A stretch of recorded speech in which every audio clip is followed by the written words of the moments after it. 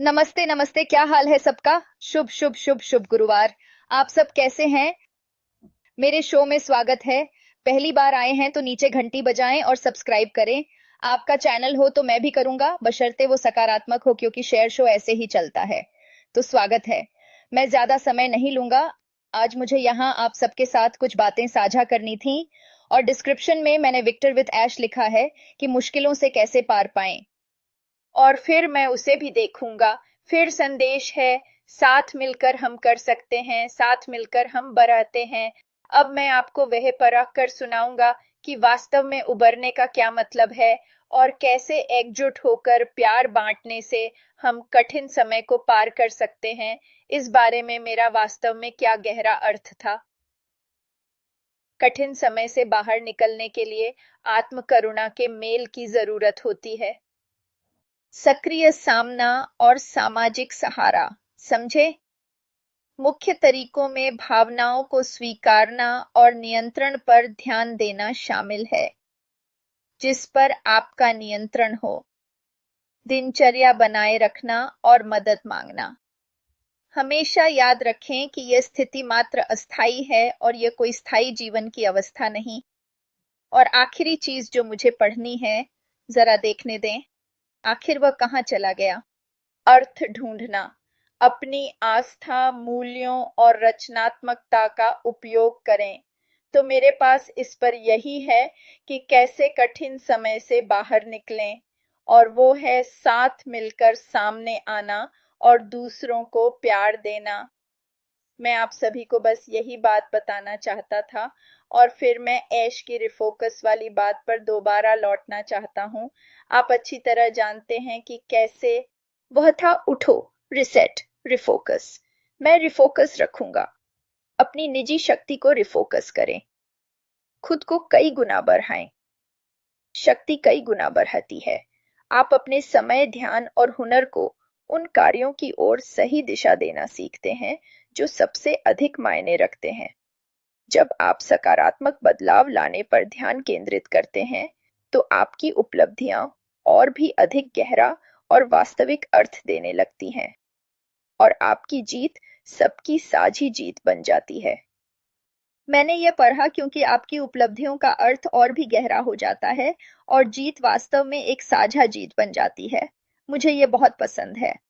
तो मैं आज यहाँ बस थोड़े समय के लिए ये साझा करने आया था, क्योंकि मेरा वास्तव में ये दृढ़ विश्वास है कि हम जीवन की किसी भी मुश्किल से केवल दैवीय शक्ति और अपने दोस्तों से खुलकर बात करके ही बाहर निकल सकते हैं। इसीलिए मैं कहता हूँ, आप महत्वपूर्ण हैं, और कभी-कभी मदद मांगना बहुत जरूरी है।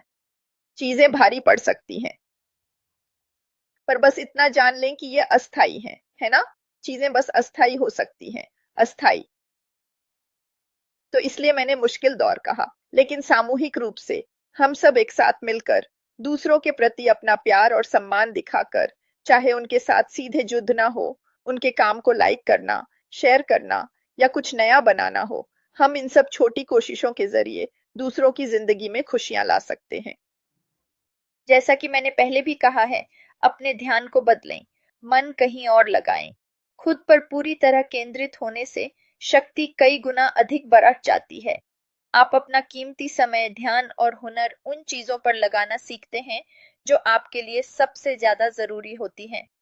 जब आप सकारात्मक बदलाव लाने पर ध्यान देते हैं, तो आपकी सफलता के मायने और गहरे होते हैं, और आपकी जीत एक साझा जीत बन जाती है। अपनी ये जीत आप आखिर में दूसरों के साथ भी बांटते हैं। कल मुझे नहीं लगता कि मैं वापस आ पाऊंगा, लेकिन मैंने आपके लिए एक बिल्कुल अलग और असामान्य समय पर लाइव स्ट्रीम किया है। तो आपका दिन शानदार रहे। न भूलें कि आप मायने रखते हैं और बहुत जरूरी हैं। और न भूलें कि किसी से संपर्क करें। अगर कोई ऐसा है जिसके बारे में आप सोच रहे थे, दोस्त, पुराना दोस्त या कोई, उन्हें कॉल करें, देखें वे कैसे हैं। बस कहें, हे कैसे हो, तुम्हारी याद आ रही थी। जो भी हो, किसी से संपर्क करें, क्योंकि शायद आपकी आवाज या बस उन्हें आपके कॉल का पता चलना। भले ही उन्होंने जवाब नहीं दिया, पर शायद उनका दिल खुश हुआ होगा। बस इतना ही है। शुक्रिया जेम्स। और जो भी लोग जुड़े हैं, आप सबका शुक्रिया। घंटी बजाना और सब्सक्राइब करना न भूलें। अपने चैनल के लिए भी यही करें, बशर्ते वह सकारात्मक हो, क्योंकि शेयर शो ऐसे ही बढ़ता है। और याद रखें, ज्यादा जिएं, चिंता कम करें, बड़े सपने देखें। विक्टर और ऐश आ रहे हैं, हम आ रहे हैं बूप डाबू, विक्टर और ऐश आ रहे बूप डाबू। मैं अब भी बहुत उत्साहित हूँ। मुझे आपका नहीं पता, पर मैं नई चीजें सीखने को बहुत उत्साहित हूँ ताकि खुद की मदद कर सकूं और अपनी जिंदगी बेहतर बना सकूं और इसे अपने परिवार और दुनिया में फैलाऊं, क्योंकि यह दूसरों के उत्थान और इस आंदोलन को आगे बढ़ाने के बारे में है, पूरी दुनिया में पहुंचाने, अपनी छाप छोड़ने और विश्व स्तर पर मानवता की मदद करने के लिए है। प्यार और अलविदा। ईश्वर भला करे। जाहिर है हम में से कई लोग ऐसा करते हैं। इनमें से कई लोग यहाँ चैट एरिया में हैं, जहां हम रोजाना कोशिश करते हैं कि जितने लोगों की मदद कर सकें करें। और मैं खुद को इससे थोड़ा विराम देना चाहता था। ये इसलिए नहीं है कि मैं लोगों की मदद नहीं करना चाहता या मैं आप लोगों के लिए यहाँ नहीं रहना चाहता। बस मैंने ये सोच समझकर फैसला किया कि मैं अपना समय अपने परिवार के साथ बिताना चाहता हूँ। और ये मुझे अच्छे से उस बात पर ले आता है कि हमें समय के मूल्य को क्यों समझना चाहिए। यह एक मूल्यवान संसाधन है क्योंकि यह अनंत है।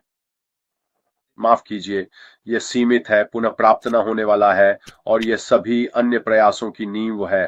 पैसे या संपत्ति के विपरीत आप अधिक समय कमा नहीं सकते और न ही उसे बाद के लिए बचा सकते हैं, या अगर आपने समय खो दिया है तो उसे वापस नहीं पा सकते।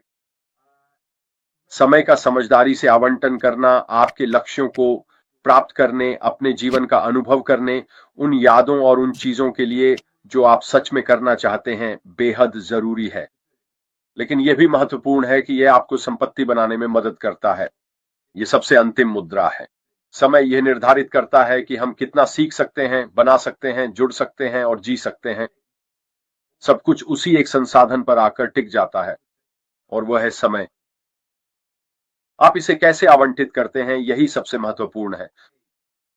और मैंने पहले भी कहा है ना, कि अपने व्यवसाय को जिम्मेदारी से लें, उसे इस तरह से लें कि वह सच में एक व्यवसाय हो। आप इसे सफल बनाने के लिए दृढ़ संकल्पित हैं। आप इसे एक साइडलाइन के रूप में नहीं, बल्कि एक ऐसी चीज के रूप में कर रहे हैं जिसे आप गंभीरता से लेने वाले हैं। और इसका एक अभिन्न हिस्सा है कि आप इसके लिए विशेष समय निर्धारित करें। इसका मतलब है कोई ध्यान भटकाने वाली चीजें नहीं, अन्य सोशल मीडिया बंद कर देना, यहां तक कि अपना फोन भी बंद कर देना, ताकि आप अपने काम से विचलित न हो, चाहे वह कुछ भी हो। मेरा मतलब है, भले ही आप रोज 15 से 20 मिनट ही निर्धारित करें, अपने व्यवसाय के लिए यह अभी भी सही दिशा में एक कदम है, क्योंकि आप अपने व्यवसाय को बेहतर बनाने के लिए एक निश्चित समय निर्धारित कर रहे हैं। वैसे क्या आपने ध्यान दिया कि मेरे पास नया माइक्रोफोन और ईयरपीस है, जो मेरी बेटी की ओर से है, क्योंकि मेरे पुराने वाले बिल्कुल खराब हो गए थे, तो उन पर टेप लिपटी हुई थी और न जाने क्या क्या था।